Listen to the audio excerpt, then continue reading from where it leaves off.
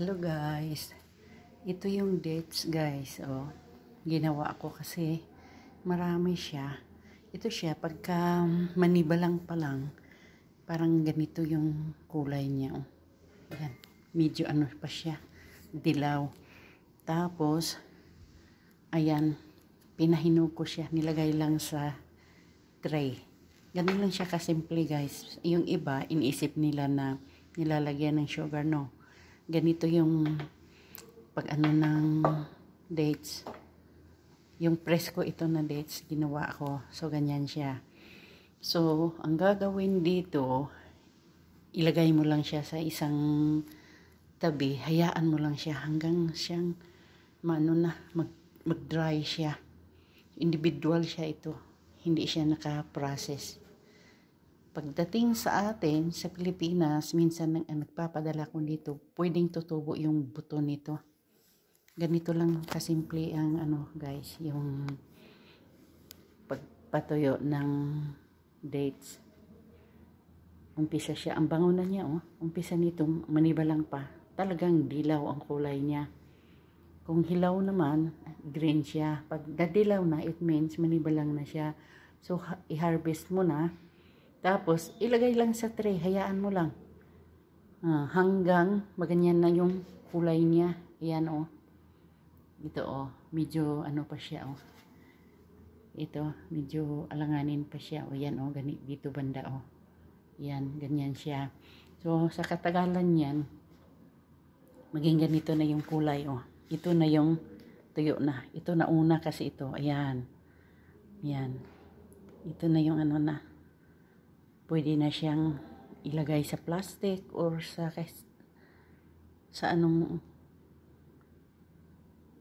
pwede mong mapaglagyan sa Tupperware kaya. Saka pwede ditong ilagay sa freezer. Hindi ito siya manigas. Ayan.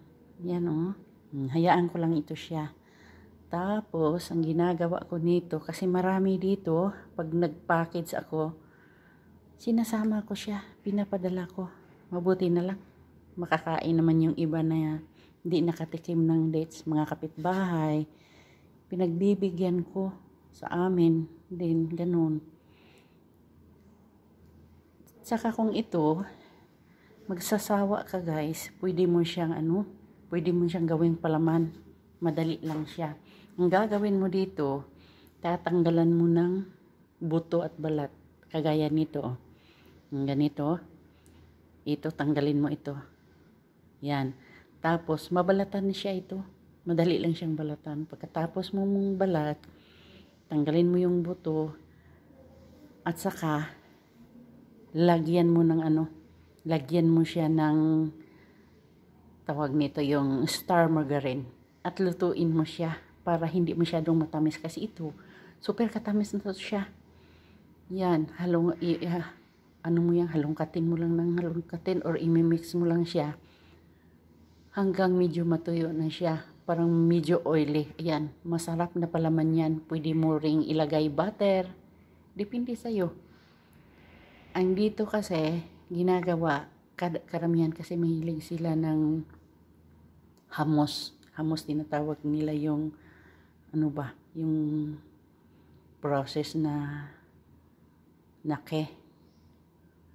chickpeas kumbaga. Ayan, hinahalo nila. So, medyo siya malinamnam. Pwede mo rin siyang lagyan ito guys ng peanut butter. Halo mo yung margarine at peanut butter. Tapos nito, iluto mo siya ng bahagya. Walang sugar kasi matamis na ito masyado. So, hindi na siya maging sobrang tamis at saka masarap na napalaman. So, ganito yung sinishare ko lang sa inyo yung paano magpatuyo ng presko na dates. Kasi ngayon sa atin dyan sa Pilipinas, marami na rin dahan-dahan ng nag-culture nitong dates. Mayroon na ako dito. Pero hindi pa siya namunga. Kulang lang ng alaga. Pagka uwi ko, saka ko siya ayusin. Kasi yung sa amin, hulang alam paano alagaan siya. Madali lang naman ito. So, ito lang. Hanggang dito guys. Salamat sa panunood. paano gagawa ng pag-dry ng dates.